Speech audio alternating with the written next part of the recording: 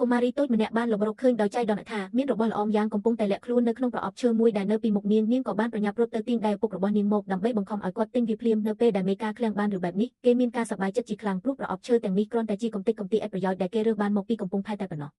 គ្មានអ្នកណាម្នាក់ចង់បានពួកវាឡើយហេតុនេះតើអាចមានរបស់មានតម្លៃអ្វីលាក់នៅក្នុងនោះទៅរួចប៉ុន្តែនៅពេលដែលបុរសវ័យក្មេងជាឪពុកបានទាញដៃគាស់មកគាស់ប្រអប់នោះផាងគម្របប្រអប់ក៏បានរបូតចេញមកភ្លាមអ្វីដែលគួរឲ្យភ្ញាក់ផ្អើលនោះគឺនៅក្នុងប្រអប់ទាំងមូលពោពេញទៅដោយដុំប្រាក់សុទ្ធកាក់ប្រាក់បុរាណតែត្រូវបានរៀបចំទុកដាក់យ៉ាងមានសណ្ដាប់ធ្នាប់មិនយូរប៉ុន្មានគេក៏បានរកមួយលក់ដុំប្រាក់ទាំងនោះដូរបានប្រាក់សុទ្ធរហូតដល់$30,000ភ្លាមប៉ុន្តែនៅក្នុងខណៈពេលដែលប្តីប្រពន្ធនិងកូនស្រីកំពុងតែដើររាប់លុយត្រឡប់ទៅផ្ទះវិញនោះកុមារីតូចស្រាប់តែក្រឡេកឃើញឱកាសមាសមួយទៀតនាងបានឮសំឡេងខ្សឹបមួយបន្លឺឡើងថាមានពន្លឺពណ៌បៃតងជុំវិញខ្លួនឯងហើយមែនទេឯងជាវត្ថុមានតម្លៃមែនទ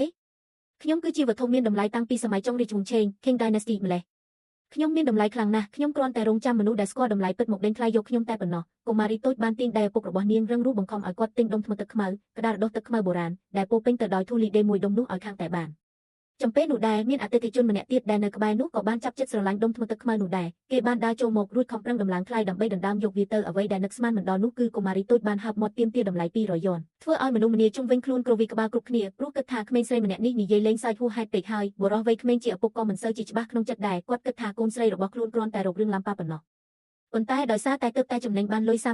$30,000ទេកាលពីមុននេះគាត់ក៏សម្រេចចិត្តផ្សងព្រេងព្រមជឿជាក់លើកូនស្រីរួចទិញវាភ្លាមចំពេលដែលឪពុកកូនទាំងពីរនាក់បំរុងនឹងដើរចេញផុតទៅស្រាប់តែមានលោកតាជ្រាម្នាក់បានមកខាត់ពួកគេសុំឲ្យខ្ញុំមើលដុំថ្មទឹកខ្មៅនោះបន្តិចមើលលោកតាជ្រាបានទទួលដុំថ្មនោះមកជូតសម្អាតជួសជុលនិងខំប្រឹងកែច្នៃវាអស់រយៈពេលយ៉ាងយូរយឺតដុំថ្មទឹកខ្មៅនោះបានលេចចេញរូបរាងពិតប្រាកដរបស់ខ្លួនមកមនុស្សម្នាជុំវិញខ្លួនបានអាចមើលរួចក៏មានការភ្ញាក់ផ្អើលជាខ្លាំងភ្លាម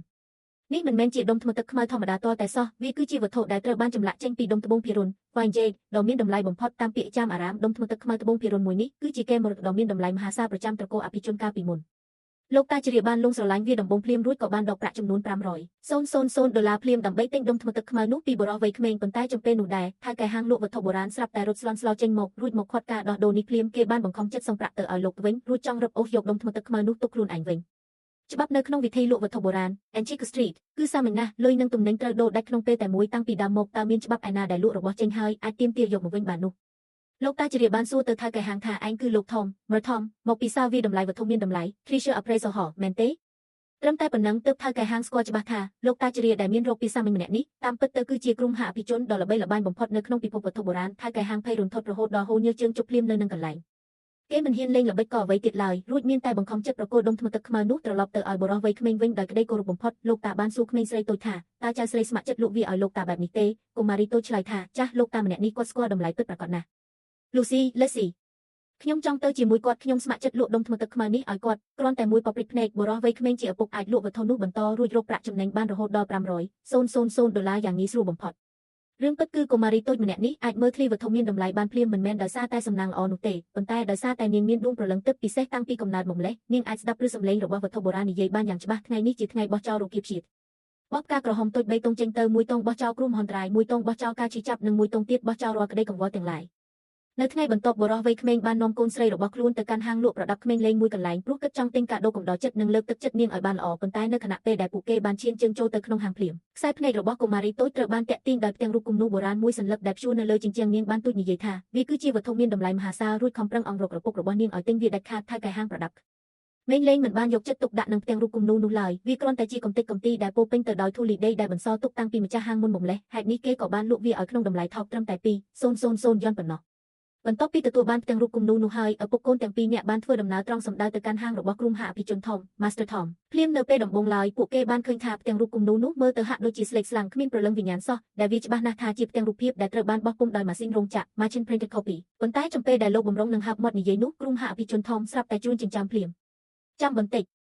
ពណ៌ក្រដាសនៅលើផ្ទាំងរូបគំនូរនេះវាហាក់ដូចជាមិនត្រឹមត្រូវឡើយផ្ទាំងរូបគំនូរនេះវាជាវត្ថុคล้ายៗចំពេលដែលផ្ទាំងរូបគំនូរត្រូវបានលាតត្រដាងឡើងស្រាប់តែវាំងនៅមាត់ទ្វារត្រូវបានបើកឡើងរួចមានបុរសម្នាក់ដែលមានមុខមាត់កាចសាហាវបានដើរសម្រុកចូលមកនៅខណៈពេលដែលខ្សែភ្នែករបស់គេបានសម្លឹងចំផ្ទាំងរូបគំនូរនោះគេបានកាំងស្ងៀមដូចជាត្រូវមន្តអាគមសណ្ដំចិត្តភ្លាមព្រោះផ្ទាំងរូបគំនូរនៅក្នុងដៃរបស់បុរសវ័យក្មេងនោះវាមានរូបរាងដូចគ្នាបេះបិទទៅនឹងផ្ទាំងរូបគំនូរដែលនៅក្នុងការប្រមូលទុក collection ផ្ទាល់ខ្លួនរបស់គេឯងពួកគេទាំងពីរនាក់បានចាប់ផ្ដើមជែកវែកញែកនិងឆ្លោះប្រកែកគ្នាភ្លាមម្នាក់និយាយថារបស់ខ្លួនជាវត្ថុពិតចំណែកឯម្នាក់ទៀតក៏មិនព្រមចុះចាញ់ដែរដោយអះអាងថារបស់ម្នាក់ទៀតជាវត្ថុคล้ายៗ នៅពេលដែលបុរសកាច់សាហាវបានឮថាបុរសវ័យក្មេងបានទិញផ្ទាំងរូបគំនូរនេះមកពីហាងលក់ប្រដាប់ក្មេងលេងគេបានសើចចំអកយ៉ាងខ្លាំងរហូតដល់ទះផ្លូវខ្លួនឯងរួចនិយាយឌឺដងថាសូម្បីតែមនុស្សងងក៏ដឹងដែរថាកំតិចកំទីដែលទិញមកពីហាងប្រដាប់ក្មេងលេងគឺច្បាស់ជាវត្ថុក្លែងក្លាយមិនខានទេបន្ទាប់មកគេបានអួតអាងយ៉ាងមានមោទនភាពថាផ្ទាំងរូបគំនូររបស់គេត្រូវបានដាក់តាំងបង្ហាញនៅក្នុងសាលមន្ទីរអស់រយៈពេលជាច្រើនឆ្នាំមកហើយហេតុនេះរបស់គេទើបជាវត្ថុពិតប្រាកដនៅពេលដែលផ្ទាំងរូបគំនូរទាំងពីរត្រូវបានដាក់ទន្ទឹមគ្នាសូម្បីតែក្បាច់រចនានិងស្នាមផ្នត់បត់ប៉ែនក៏វាដូចគ្នាបេះបិទគ្មានខុសគ្នាសូម្បីតែ1មីលីម៉ែត្រឡើយលើកនេះសូម្បីតែអ្នកដែលមានបទពិសោធន៍រាប់សិបឆ្នាំដូចជាគ្រូមហាអភិជនធំក៏ត្រូវតតម្រិះនិងតប្រាជ្ញាដែរដោយមិនអាចបែងចែកដឹងថាមួយណាជាវត្ថុពិតនិងមួយណាជាវត្ថុក្លែងក្លាយឡើយប៉ុន្តែកុមារីតូចបានត្រឹមតែក្រឡេកមើលតែមួយកែវភ្នែកប៉ុណ្ណោះនាងក៏បានមើលឃើញឃ្លានៅការពិតទាំងស្រុងភ្លាម